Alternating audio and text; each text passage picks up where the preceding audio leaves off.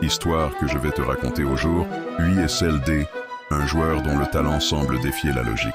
Un jeune homme silencieux, presque timide, mais dont chaque toucher de balle parle plus fort que tous les mots, Pedri González.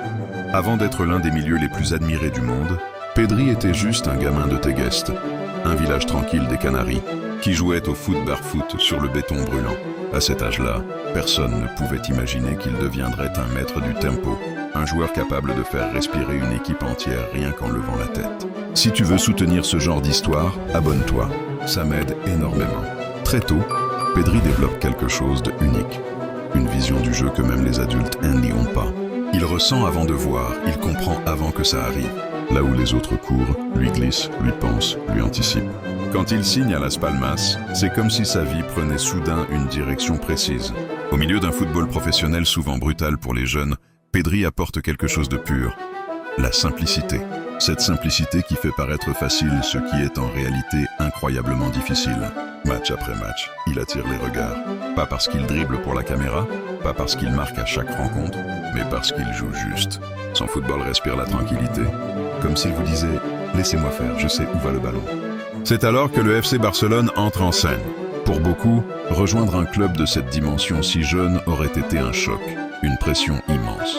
Pour Pedri, c'est simplement un nouveau terrain de jeu. Il ne change pas son style, il n'en fait ni trop ni pas assez. Il reste Pedri. Rapidement, il devient indispensable. On dit de lui qu'il est fait pour le Barça, que ses passes ressemblent à celles d'une époque révolue. On le compare au plus grand, mais lui ne parle presque jamais. Il laisse les journalistes parler, il laisse les supporters rêver. Et lui, il continue de jouer. Un moment clé de sa carrière arrive avec la sélection espagnole. À un âge où d'autres apprennent encore à gérer la pression, Pedri porte déjà le jeu d'un pays entier. Les plus grands experts le disent, rare, très rare est un joueur qui comprend le football de cette façon. Mais derrière la lumière, il y a aussi l'ombre, les blessures, le corps qui fatigue, qui demande du repos alors que l'esprit brûle d'envie de jouer.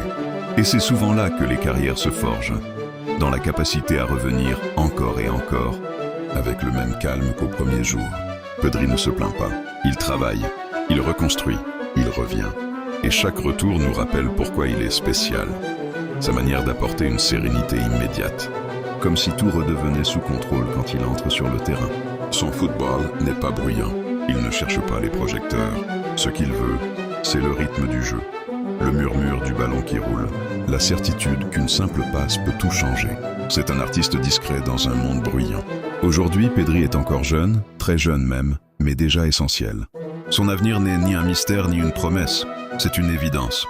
Il est de ces joueurs qui marquent une génération, non pas par leurs paroles, mais par la manière dont ils font jouer les autres.